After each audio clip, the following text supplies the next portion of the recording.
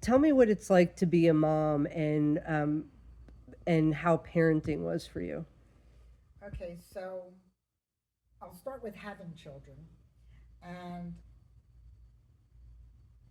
I thought I was pregnant. And I wasn't trying to get pregnant. And we couldn't afford to have a child. And I didn't get my period. And I told dad, I think I'm pregnant. And we worried and we hustled around. And then we figured out how it could work. And then I wasn't pregnant. So then we decided, well, gosh, it was really great being pregnant. Let's get pregnant. So I got pregnant right away, and I lost that child in 3 months, which was devastating. And Dad took me to Disney to get me over it, and it was a really really hard time because originally we thought it's not time to have children. It's too soon. We don't have enough money. And then when we decided we wanted to do it, and I got pregnant right away and felt like, oh gosh, this was supposed to be, then I lost the baby. And it was really hard to get through. And the doctor, told me we had to wait a little while. So we went to Disney, and it was freezing cold. And they had their first frost that they had had in years. And we didn't have enough money to buy real food, so we had spaghetti every night. We went to Disney before it was Disney. It was the Contemporary and the Polynesian Hotel, and there was the Magic Kingdom, period. There wasn't Epcot, there wasn't anything. And we had to buy thaw cats because it was freezing and they canceled the luau. And then I ended up getting pregnant with Mickey. And that was that was great. I felt wonderful when I was pregnant because I was always very self conscious and very self conscious of my figure, which when I look back at pictures now, I know I was crazy because I was thin, but my hips and my thighs and my butt and my legs were always the biggest part of me. And I never had shapely legs where I had ankles. My ankles were always thick, and my hips and butt were always, even though they were small, they were out of proportion to the rest of my body. So when I was pregnant, at the time of history when I was pregnant, nobody wore anything fitted. Everything was a maternity top. So everything was very full, and everything came down to cover the patch of pants that you had where your stomach could grow. So I felt really good when I was pregnant because I felt like I looked really good because all of my problem areas were covered.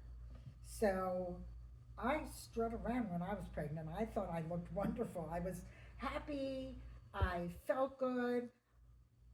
I On New Year's Eve, I wore a dress that wasn't even a maternity dress, and I was 7.5 months pregnant. It was an umpire dress, and it was beautiful. It felt great, and I was wonderful. And then 1 week later, I was getting ready for work, and I got dressed, and a glop of liquid came out into my underwear. And I didn't know what it was, and I didn't understand. So I thought I wet myself. So I went to the bathroom and I cleaned up and I changed and I got dressed for work, and another glop came out. So I called my OBGYN, and he said, it sounds like my water's breaking. How do I feel? And I felt fine except for that I had a cold. And he said, you're going to go into labor. He said, I want you to stay home from work, call in and tell them that you're in early labor, and call me when contractions start.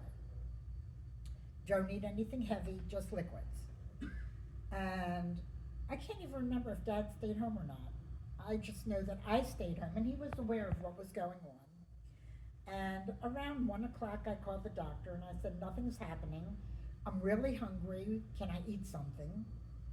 And he said, clear broth. You're going to go into labor. I don't want you to have a full stomach.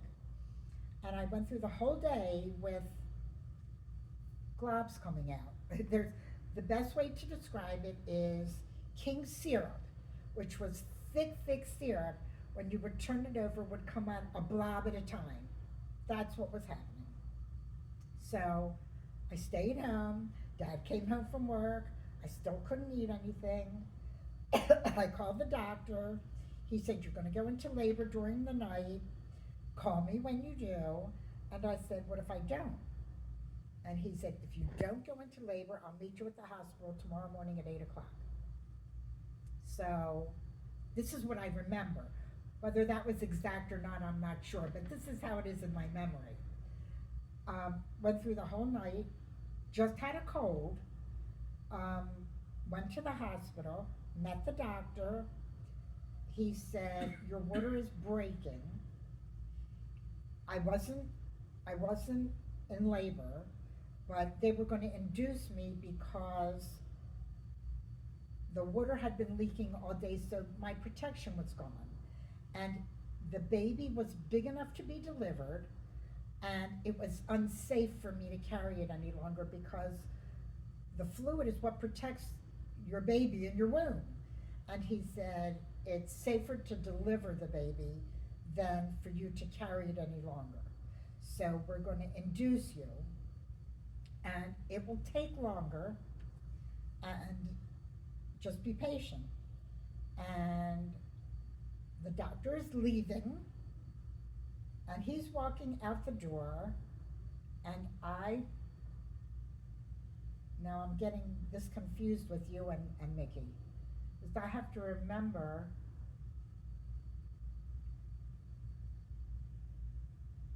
see, what I'm remembering now is your birth, but what I remember of Mickey's birth is that he was delivered, and he was 5 1 3/4, which is a good weight for a baby that was delivered 6 weeks early.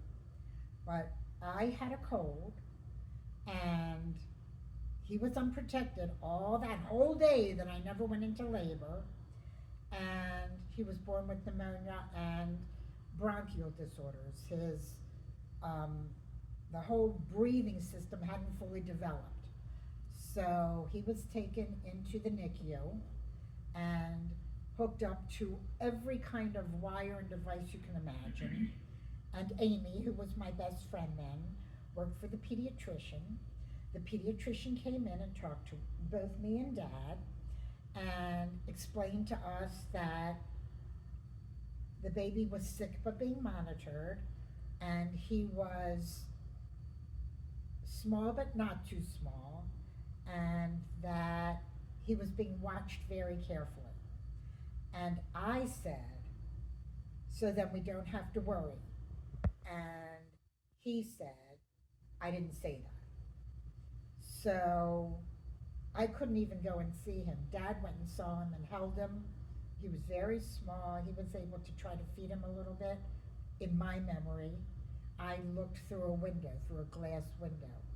And Amy told us later that, because she worked for the pediatrician, that she talked to him and told him she was so excited. And he said, don't get excited. I don't know if the baby's going to make it. So the next 24 hours were crucial. And he did get by. He did great. He was in the hospital for a couple of weeks. We actually went home without him, which was really, really hard to do. And I couldn't even touch him until my cold was completely gone, which took a while. So he came home after 2 weeks, and because he wasn't able to have a bris in 7 days, you could have a bris anytime you wanted. So when he was a month old, we had a bris with a huge 100-some people party to celebrate that he made it and he was okay. And in 3 months, he had tripled his weight, and he was this big, fat, bouncy little baby boy, and he was very, very easy. He loved his sleep, which he still does. Um, I didn't go back to work, and of course, Dad was still working through all of this. He had to come home that night that I was in the hospital and Mickey was born, and Mickey's room was still a storage room. And he had to empty out that whole room, and we had bought these big Disney decals to put on the wall, and Dad had to set up the whole room by himself with no help from anybody because we didn't know that we wouldn't be able to bring the baby home right away. He put the crib together. Back then, you ordered all your baby furniture from Ben's Furniture, and it was not delivered till the baby was born because it was Jewish superstition that you could not have the baby's room set up in advance. You could only set up the baby's room once the baby was born, otherwise it was bad luck. So I was still in the hospital, and Dad had to come home, get the room set up, put up the decals, have the furniture delivered, set up everything so that when we came home, it was all ready. And so I remember all of that. I remember his big, big, humongous bris with a big celebration. He slept great. We had a nurse for a week. Mima gave us a nurse for a week. I remember being so proud of bathing him in the kitchen sink with the water running and calling Dad and saying, "Look how cute," and almost drowning him because I was looking at Dad instead of his head. And he was kind of on a schedule pretty quickly. So I remember that he would Dad would get up and go to work, and I would get up, and Mickey would sleep. And he would lay around in his bed, and I would hear like little gurglings. I would know he was up, but he wouldn't cry. So I wouldn't go in, and he would roll around in bed, and then he would fall back to sleep. And then I guess around 10 o'clock, he decided he was hungry. So he would wake up, and I would feed him, and then he would fall asleep while I was feeding him. So I would put him back to bed, and he would sleep for another hour or so. And then I would give him lunch, and I guess around 1:30 or so, I'd put him back for a nap, and he would nap for over 2 hours every day. And my girlfriends were all jealous because he would sleep in so late. And when he got a little bit older, he had a busy box, and he would play with the busy box on his crib, the railing. We put the busy box, and he would play with that until he fell back to sleep, and then he would get up. And then when I realized he was sleeping for 2 hours every day, I thought, that's the perfect time for me to go out and do my walk. And I did that for weeks, and it worked. It was perfect. And one day I said to Dad, "Oh my God, Mickey is such a good sleeper." And I told him our schedule, and I said, and I go out every day at 1 o'clock and I do my walk. And he said, "You do what?" He said, "You can't do that." And I said, "Why not?" He never gets up. What if the house catches fire, or what if something does happen? And that's when I realized what a bad mother I was. So I stopped doing that. And I remember him going to preschool. I think so I could go back to work, but I'm not sure because I got pregnant with you.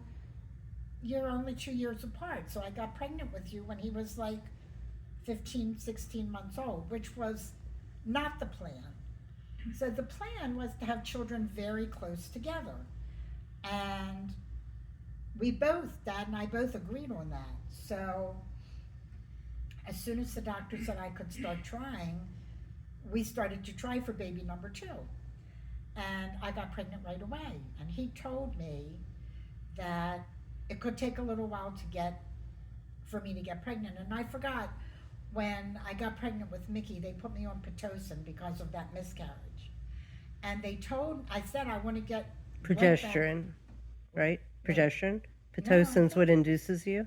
I think it was called Pitocin, it was to strengthen your uterus, whatever that is called.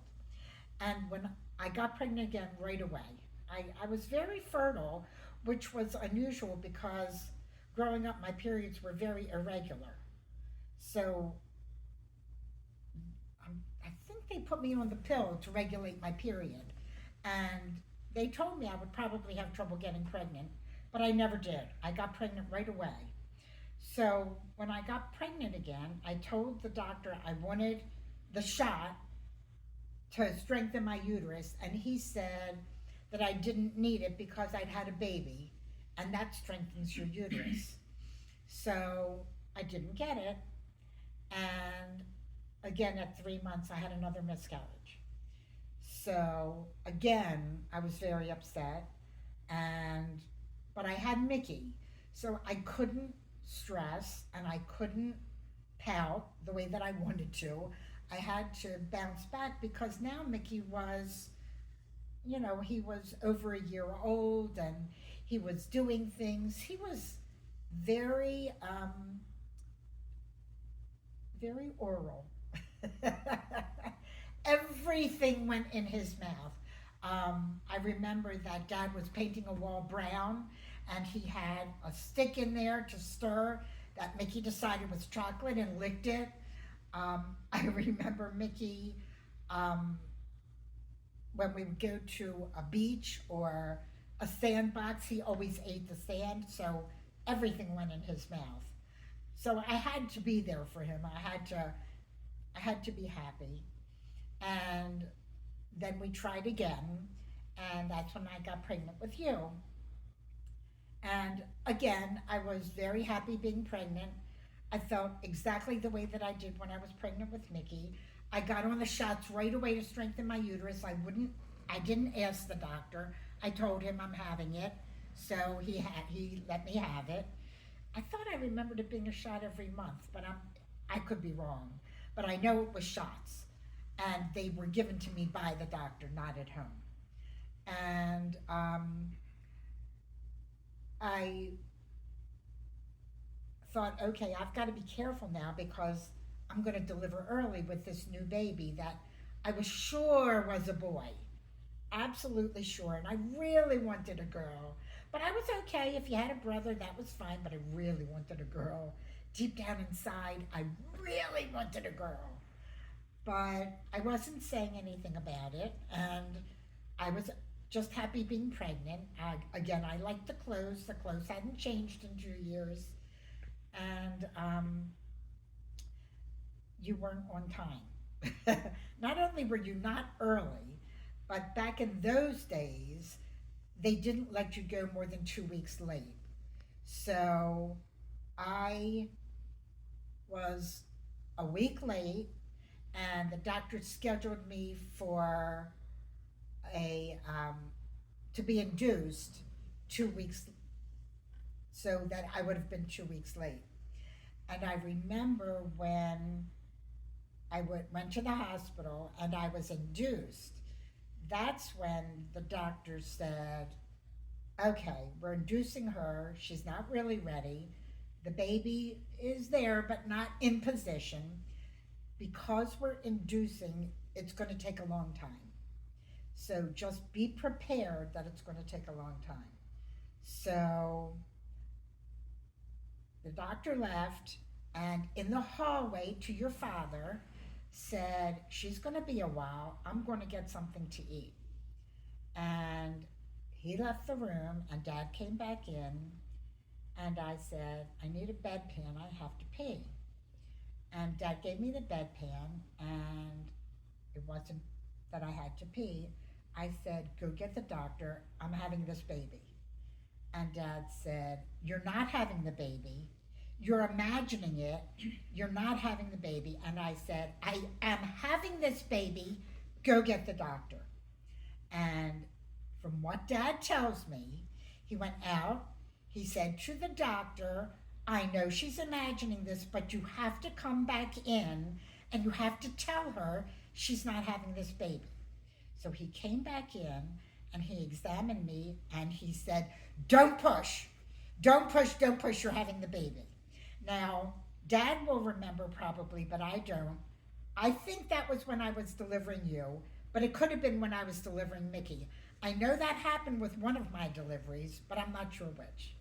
So I did I did have my baby, and the doctor said it's a girl, and I said I was so sure I was having a boy that I brought a blue outfit, a brand new, not Mickey's, a brand new blue baby outfit to bring the new baby home in. And he said, "It's a girl." And I said, "You're lying, show me." I did not believe him. And when I saw my little baby Shannon, I was so excited. I was so, so happy to have a girl because now I had the perfect family. It was me and a husband and a little girl and a little boy, and what more could you want? But I forgot to say, too, when Mickey was born, Mickey was 6 weeks early, and my sister, Vicky, was pregnant at the same time I was. And my nature, as I am, I was very upset because I'd had a miscarriage. And Vicky was pregnant when I had a miscarriage, and now she was going to have the first grandchild. And she shouldn't have the first grandchild because I'm the oldest. And I was supposed to have the first grandchild because the first grandchild's the best grandchild because it's the first. So I thought I need to have the first grandchild, but she was due 2 weeks before me, and I was due, I think, 4 weeks after her. But she had her baby late, and I had Mickey early, so I had my baby first. But Sean was born 36 hours later, almost to the minute. So Vicky and I were in the hospital together, and I was in one room against this wall, and Vicky was in this room, and we were head to head with a wall between us. And I remember going into her room after she'd had the baby and talking to her about having our babies and how close they were going to be, and it really did work out that way, and it worked out the way it was supposed to. I had the first child. Not that he was any better, or different, or more special than anybody else, but Sean and Mickey were kind of like twins from another mother. It was it was really special to have those babies at the same time, and then getting the perfect family and having a girl afterwards, and all of our my prayers being answered. It's just a very special time.